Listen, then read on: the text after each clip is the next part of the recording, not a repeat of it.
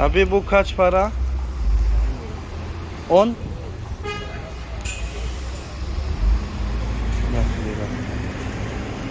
Eyvah. Kaç para bu abi? Onu çekmedim. Ben de o şırtı bana baskıyı var. 10 lira. Kaç Good para? buy.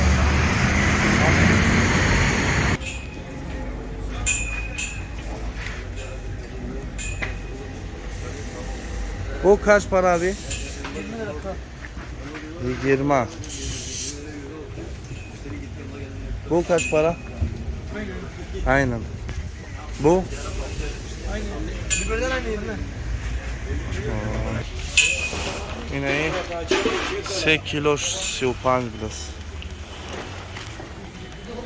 Yine 4 kiloş panjo biraz.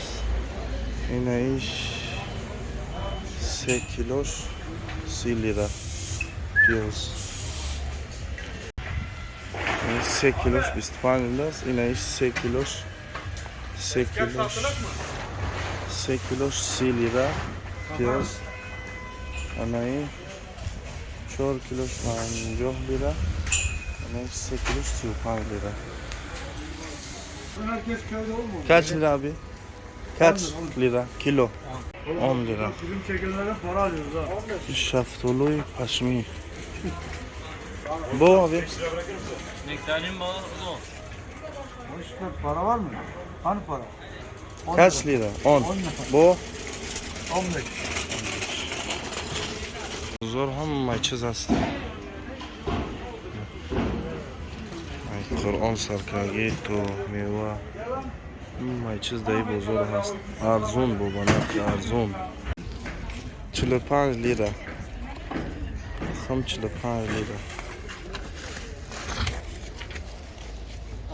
Ne kapusta. Kareski 7 lira. Yine carcir var burada. Se. Kurt abi. Aynen. İyi se lira. Ha bu kaç lira abi? 5. Kürtçe penç. Panç. Kurça. Farsi panç.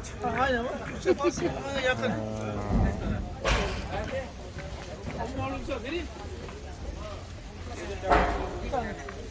Limon kaç lira abi limon? 3 lira. Bir tane. Kilo. Kilo 30. Si. Ha. Bir tane uç. 1 2 3. Se lira. Abi bu limonum 2 tane. Du tane. Du. Du. Taci. Farsi Kürt aynı. Aynen.